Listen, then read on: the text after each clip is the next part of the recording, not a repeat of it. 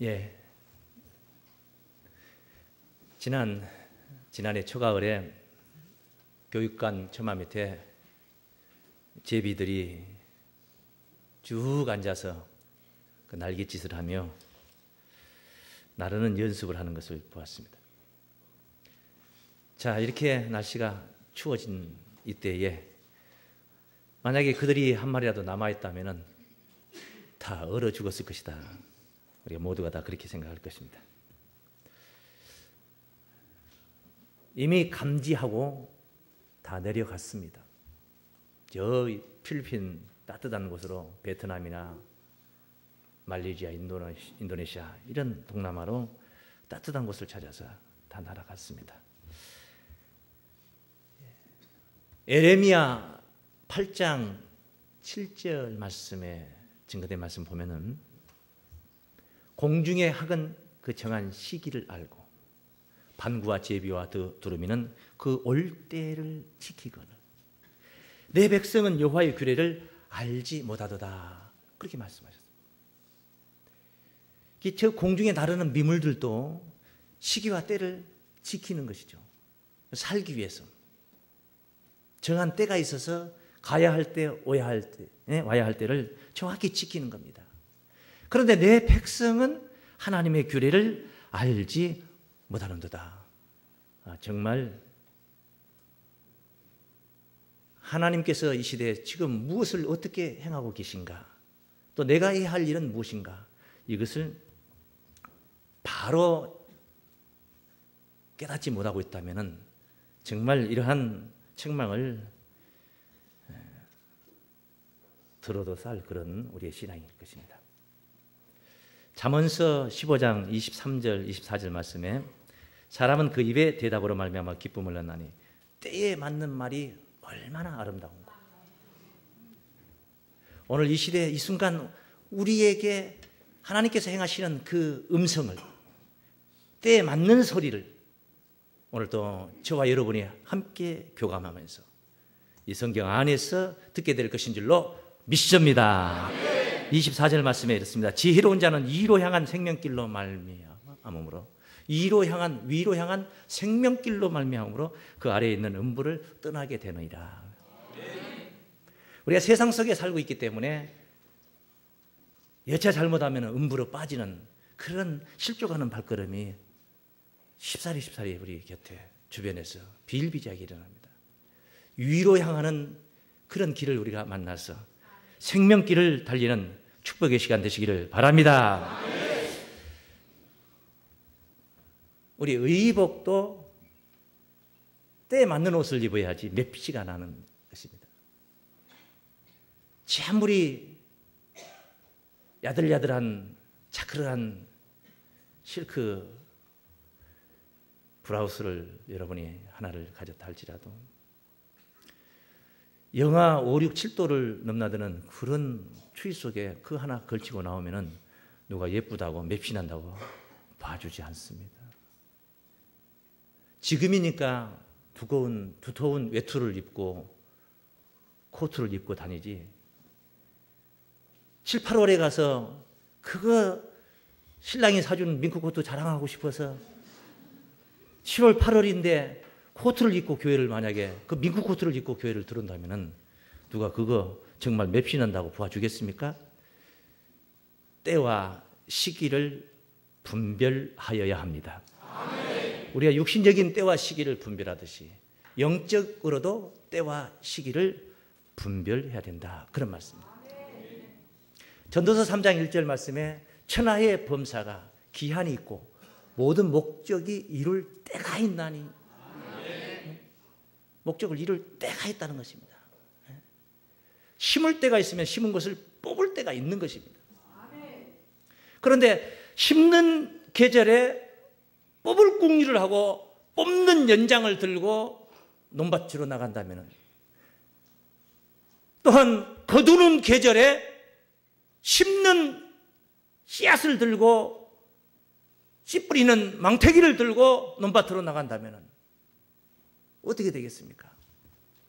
오늘 본문 말씀에 예수님과 제자들의 보는 시각 차이가 적나라하게 증거된 35절 말씀 한번 보겠습니다.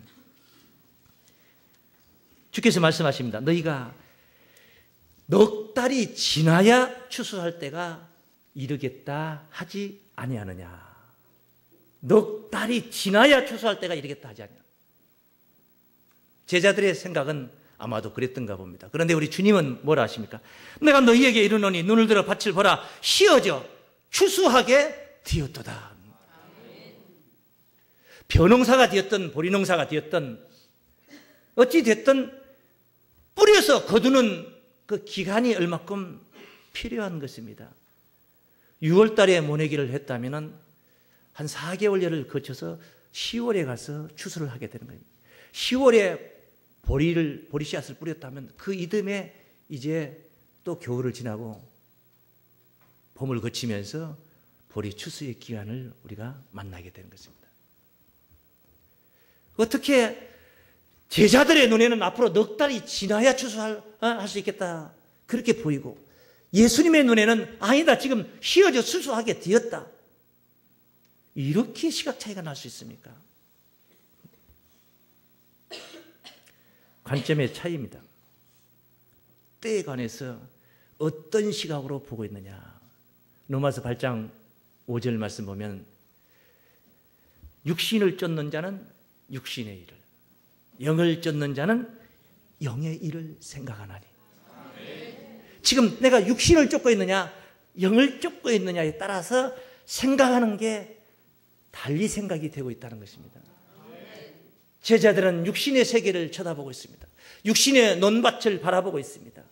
지금 씨를 뿌리고 있으니까, 우리 농촌의 환경으로 본다면 지금 모내기를 하고 있으니까 한 10월쯤 되어서 6월 달에 모내기를 하고 있으니까 10월쯤, 한 넉 달 지나서 10월쯤 가면은 저것들을 거둘 수가 있겠죠. 이렇게 생각을 하고 있는 것이고, 예수님은 영의 세계를 바라보고 있습니다. 어쩌면 수가성 사마리아 여자가 물동이를 버리고 뛰어 동네로 들어가서 우리가 기다리던 그 일을, 메시아를, 그리스도를 내가 만났다 하고 전파되는 소리를 듣고 동네 사람들이 그냥 튀쳐나와 수가성 야곱의 우물가로 뛰어오는 광경을 보았을지 모르겠습니다.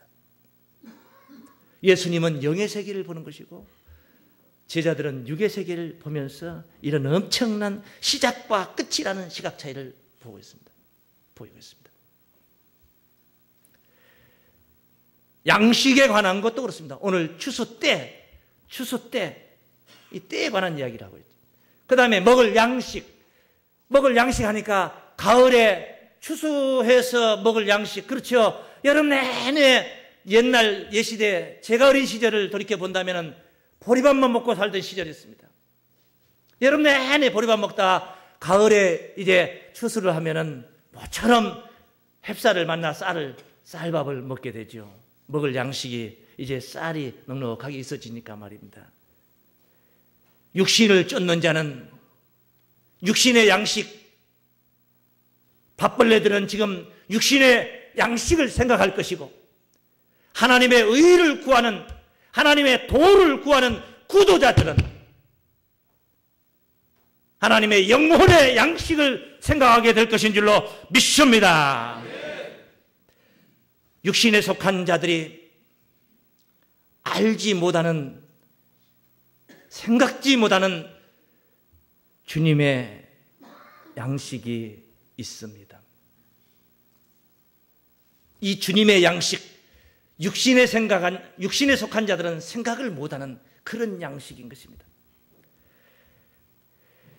예수님이 이 성경을 읽다가 조금 이해가 되지 않는 부분,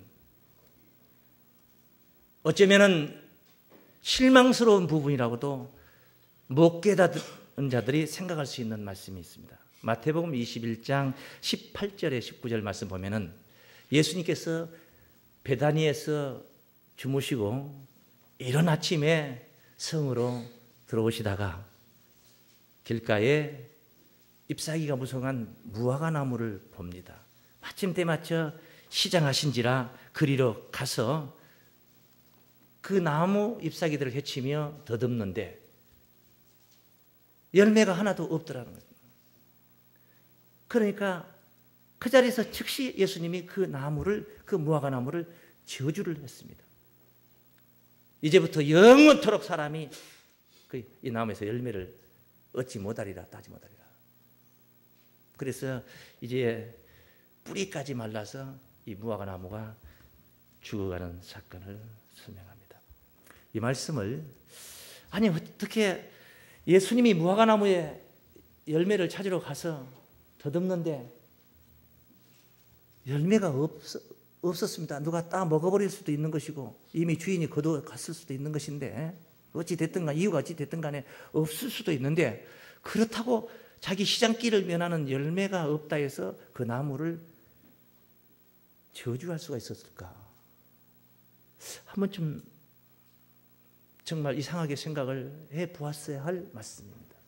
이 말씀을 마가복음 11장에서 13절, 14절 말씀에서 이렇게 또 설명합니다. 같은 말씀입니다. 멀리서 잎사귀 있는 한 무화과 나무를 보시고 혹 그 나무에 무엇이 있을까 하여 가셨더니 가서 보신즉 잎사귀 외에 아무것도 없더라. 이는 무화과에 따르시면 이는 무화과의 때가 아님이라. 무슨 때가 아님이라? 무화과의 때가 아니기 때문에 무화과가 없는 거예요. 어찌라는 겁니까? 무화과의 때가 아니어서 무화과가 없는데 어찌라는 거냐 말이야. 어찌긴 어찌요. 14절에 예수께서 말씀하시죠. 나무에게 일러 가라사대 이제부터 영원토록 사람이 네게서 열매를 따먹지 못하리라. 어찌라는 거예요? 죽어라 이 말이에요. 죽어라. 죽어라. 너 죽어라. 좀 그렇지 않습니까? 다른 이도 아니고 예수님 아니십니까? 자기가 시장에서 나무 밑에 가서 열매를 구하다가 없어서 열매가 없으니까 저주한 것도 그렇거니와 더더구나 상세히 보니까 이는 무화과의 때가 아님이로라 말이에요. 당연히 열매가 없을 때에 쫓아간 사람이 잘못이지, 예? 열매 없는 계절에 가서 열매를 찾는 사람이 잘못이지 나무가 무슨 잘못이냐? 응? 깨달아야 됩니다. 예수님의 시장, 육신적인 무화과 나무의 사건이었겠지만은 그 사건을 통해서 우리에게 깨우치고자 하는 그 의미를 우리가 깨달아야 됩니다. 네. 예수님이 너희는 이렇게 기도하라 하시고 가르쳐 주신 기도문이 있죠. 마태복음 6장 9절부터 나오는 기도문. 거기 11절에 우리 기도문 중간에 11절에 오늘날 우리에게 일용할 양식을 주옵시고 이런 부분이 있습니다. 우리 믿는 자들이 수없이 내아리는 것. 오늘날 우리에게 일용할 이 말은 일용한다. 날마다 쓸 수 있는 그 말이거든요. 활용할 수 있는 거. 그런 양식을 주옵시고 기도할 때 밥벌레들은 육신적인 삼시세끼 목구멍으로 들어가는 양식을 생각하며 기도를 할 것이고, 그렇겠지만은 말씀을 사모하며 영혼이 갈급해하는 자들의 그 생각은 육신에 속하여 육신을 쫓는 자가 아니라 영에 속하여 영을 쫓는 자는 생각하기를 영혼의 양식을 달라고 구하는 기도가 될 것입니다. 할렐루야! 내가 어디에 속했느냐, 육에 속했느냐, 영에 속했느냐, 이 부분을 우리가 감지를 해야 됩니다. 계시록 2장 17절에 보면은 귀 있는 자는 성령이 교회들이 하시는 말씀을 들으라고 말씀하십니다. 거기에 내가 감추었던 만나를 주겠다고 합니다. 감추었던 만나를 주겠다 하는데 도대체 이 만나가 뭘까 하는 궁금증도 없습니다. 궁금증이 없어요. 출애굽 16장 33절에 보면은 하나님께서 모세에게 만나를 항아리에 담아서 한 오매를 담아서 대대로 기념을 삼아라 하는 말씀이 있습니다. 아니 어떻게 하루면은 다 부패돼 버리고 썩어버리던 만나가 그 항아리에 들어가서는 어찌 대대로 썩지 않고 기념이 되게 그렇게 남을 수가 있겠는가? 이런 것을 궁금해보는 궁금증이 없다는 것입니다. 궁금해 본 적이 없다는 것입니다. 그러니 무엇이 무슨 발전을 이룰 수 있겠습니까? 그 영혼의 발전을 이룰 수 있겠습니까? 히브리서 9장 4절에 그 만나를 담은 항아리를 보니까 그 항아리가 금항아리예요. 무슨 항아리예요? 금항아리. 그 다음에 그 언약궤 안에 들어있는 항아리더라는 거예요. 언약궤 안에 보관을 했어요. 음식물이 방부제를 넣어서 오래도록 보존을 시키는 방법도 있겠지만은 그릇이 마치 항아리가 코팅을 해서 질그릇 항아리가 겉에 코팅을 해서 숨을 못 쉬는 항아리가 있고 그렇지 않는 항아리가 있습니다. 숨 쉬는 항아리라고 합니다. 질그릇이 그 용기가 좋아서 오래도록 그 맛을 잃지 않고 보존시키며 보관케 하는 그릇이 있습니다. 우리 성도님들의 마음 그릇이 신앙의 그릇들이 이 영의 양식을 먹고 금세 썩어버리고 그 양식이 금세 썩어버리는 자들이 있는가 하면은 그 한번 깨닫고 은혜 받은 말씀을 영원토록 지속적으로 그것을 가슴에 담고 은혜를 상기하며 늘 그 은혜 속에서 살아가는 썩지 않는 양식으로 남아있는 자들도 있는 줄로 믿습니다. 본문 말씀에 영에 속한 자들이 보면은 알 수 있는 주님의 양식이 있습니다. 한번 보시죠. 27절부터 한번 읽어보겠습니다. 이때 제자들이 돌아와서 예수께 여짜오되 말씀하시는 것을 이상히 여겼으나 여자와 말씀하시는 것을 이상히 여겼으나 그것을 이상하게 여겼는데 무엇을 구하는가 하고 어찌하여 말씀하십니까? 그 저 사마리아 여자하고 말할 사람이 없어 상종할 사람이 없어서 저 사마리아 여자하고 얘기합니까? 그럼 묻는 이가 없더라. 뭔 속입니까? 설명이 많이 필요한 말씀입니다. 여자가 물동이를 버려두고 동네에 들어가서 사람들에게 이르되 나의 행한 모든 일을 내게 말한 사람을 와 보라. 이는 그리스도가 아니냐 하니 저희가 동네에서 나와 예수께로 오더라. 그 사이에 제자들이 청하여 가로되 납비여 잡수소서. 그 막간의 시간이 있었습니다.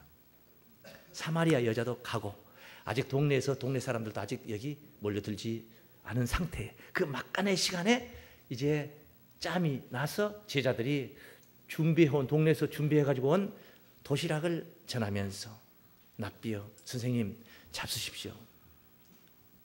점심 식탁인 것 같습니다. 그때 우리 주님께서 말씀하십니다. 32절 말씀에 우리 주님께서 뭐라 말씀합니까? 내게는 너희가 알지 못하는 먹을 양식이 있느니라.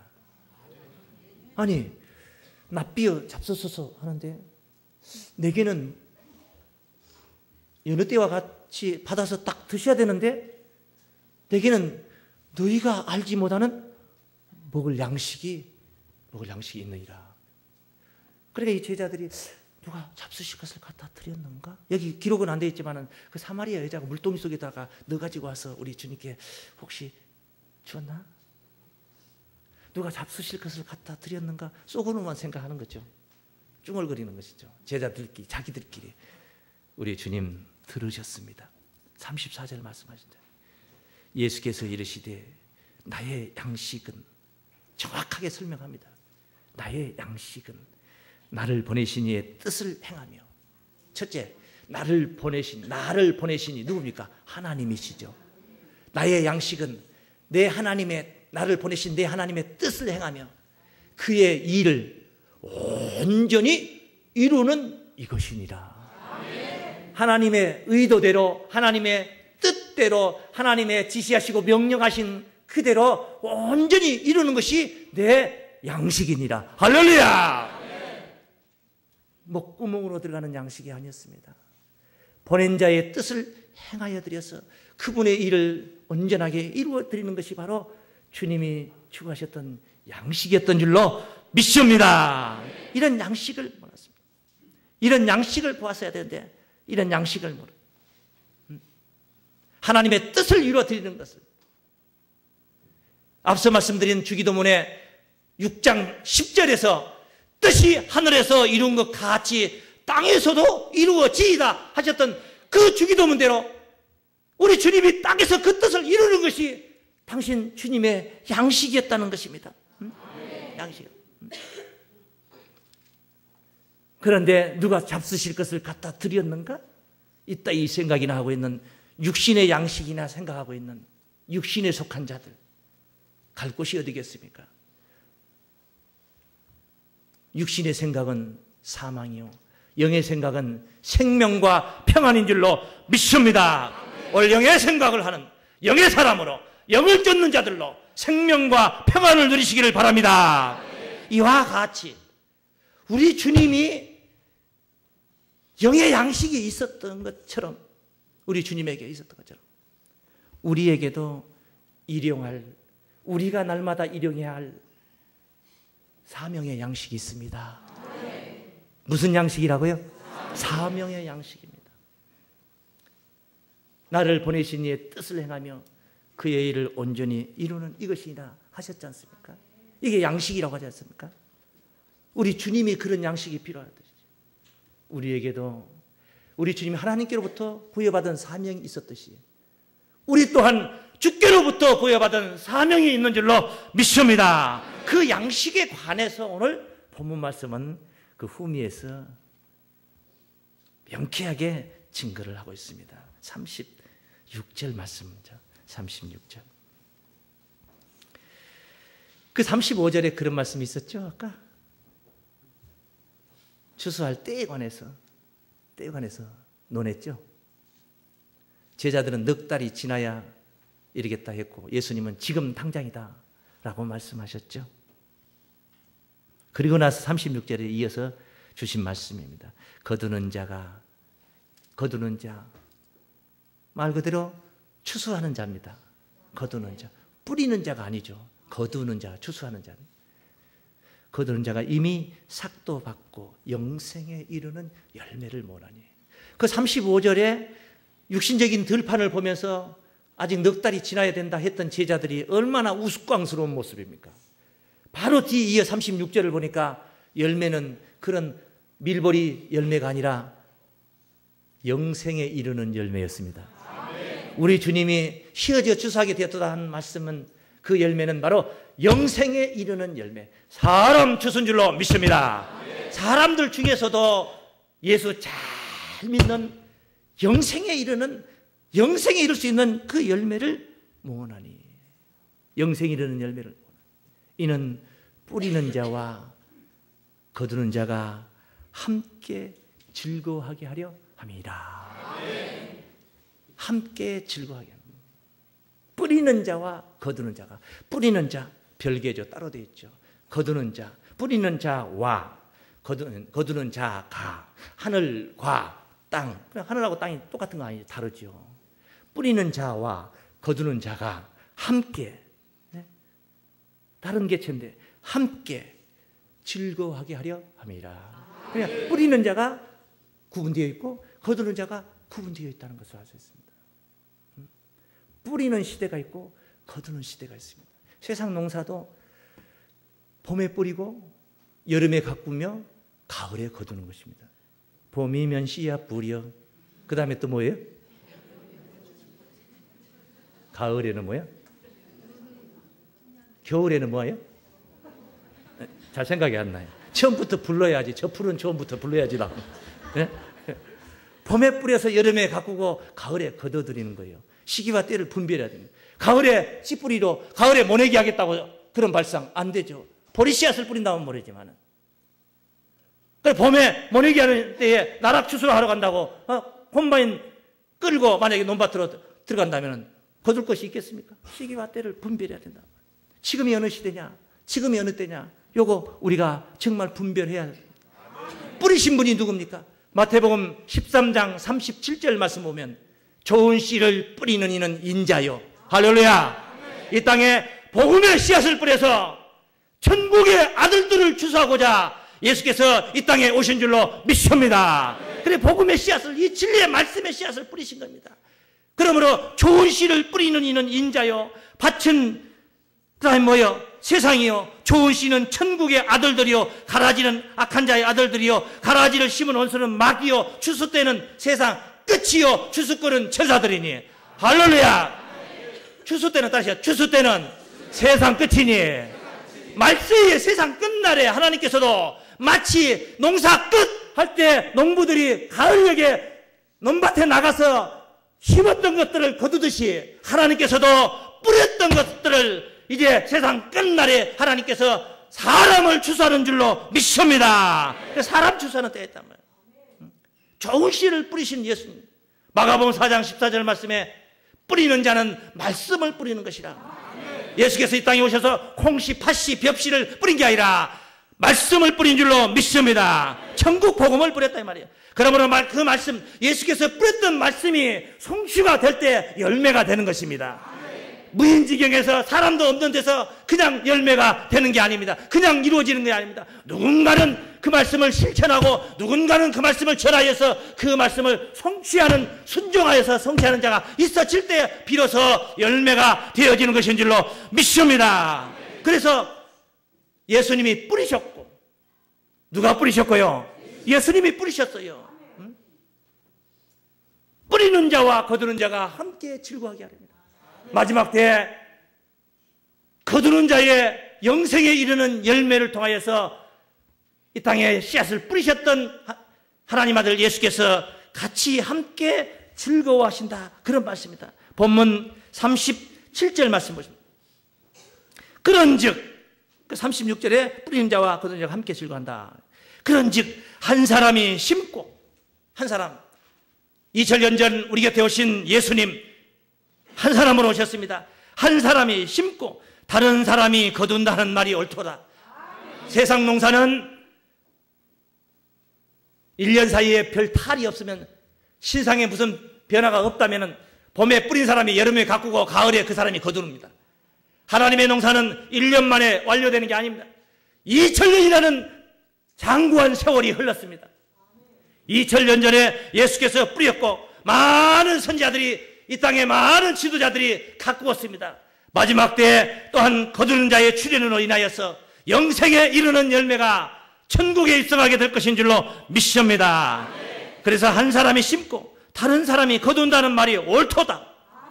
한 사람이 심고 다른 사람이, 그 심은 사람 말고 예수님 말고 다른 사람이 거둔다는 말이 옳도다. 추수 때는 세상 끝이니, 이 말세의 추수 때는 세상 끝이니 추수꾼은 천사들이라 했습니다. 하늘의 사명을 가진 자들인 줄로 믿습니다. 다른 사람들이 거둔다는 말이 옳다 말이에요. 그러나 예수님이 뿌렸던 것을 우리가 마지막 때를 사는 성도들이 바로 그 거둠의 축복을 우리가 누리게 된다는 그 말씀입니다. 누리게 된다. 무슨 능력이 있어서 영생에 이르는 열매가 되고 또한 더 나아가서 그 열매를 거둘 수 있는 그런 반열에 우리가 설 수 있겠습니까? 무슨 능력이 있어서 그러겠습니까? 사람의 능력으로 되는 게 아닙니다. 우리 주님께서 말씀하십니다. 계시록 3장 20절로 21절. 볼지어다 내가 문 밖에 서서 두드리노니 누구든지 내 음성을 듣고 문을 열면 내가 그에게로 들어가 그로 더불어 먹고 그는 나로 더불어 먹으리라. 할렐루야. 주님이 내 안에 오셔서 나로 더불어 행하시고 그 뜻을 이루시고 나는 또한 내 안에 들어오신 주님으로 더불어서 그 엄청난 하늘 역사의 대역사를 이루는 그런 지체가 되고 도구가 된다는 말씀인 줄로 믿습니다. 지금 우리는 세상 끝날 추수 때에 살고 있습니다. 이구동성으로 말로는 세상 끝이라고 말합니다. 저 IT에서 벌어진 저런 상황들을 보면 처처의 기근과 체질이 일어난다. 세상 끝을 논합니다. 정말 이때가 정말 세상 끝자락 속에 우리가 머물러 있다면 우리의 먹을 양식에 눈을 떠야 됩니다. 주께서 기뻐하실 영생에 이르는 열매를 우리가 모아야 될 것인 줄로 믿습니다. 내가 그 열매가 되고 더 나아가서 그러한 추수꾼의 사명을 감당해야 될 것인 줄로 믿습니다. 잠언서 25장 13절 말씀에 충성된 사자는 그를 보낸 이에게 마치 추수날에 얼음 냉수와 같이 주인의 마음을 시원케 하느니라. 할렐루야. 주님의 마음을 시원케 할 수 있는 충성된 사자들로 일용할 양식을 주께 드려서 2000년의 주님의 시장길을 면하게 드리는 참으로 충성된 사자들 되시기를 주의 이름으로 축원합니다.